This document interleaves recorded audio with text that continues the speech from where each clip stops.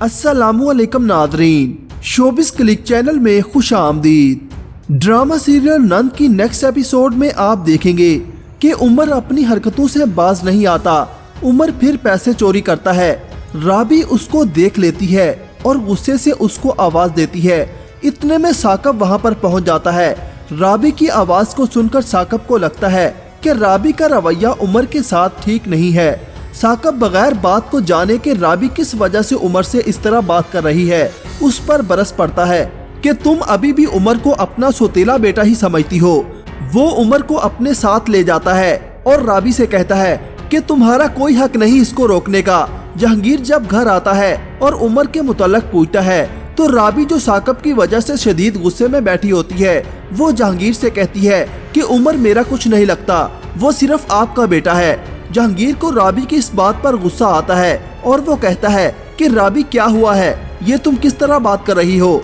इस पर राबी कहती है कि ना तो मैं उसे डांट सकती हूँ किसी गलत हरकत पर, ना ही उसे कुछ कह सकती हूँ, क्योंकि सबको यही लगता है कि वो मेरा सुतेला बेटा है, इसलिए मुझे उसे कहने का कोई हक नहीं।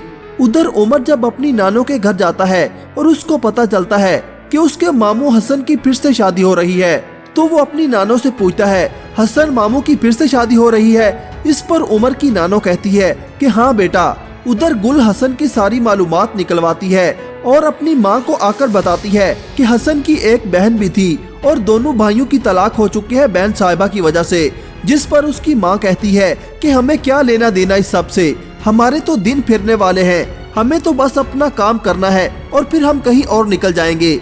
गुल कहती है कि अम्मी आप जितना जल्दी हो सके शादी की तारीख रखवाएं और मैं उस घर में जाकर अपना काम कर सकूं।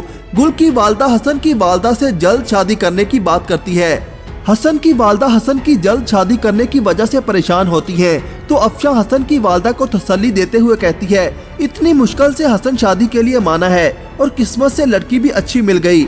मैं तो कहती हूँ कि हमें मजीद देर नहीं करनी चाहिए। सादगी से कुछ गवाहों की मौजूदगी में हसन और गुल का निकाह हो जाता है। वीडियो अच्छी लगे तो लाइक कीजिएगा और अपनी कीमती राय का इजहार कमेंट सेक्शन में जरूर कीजिएगा। अल्लाह हाफिज।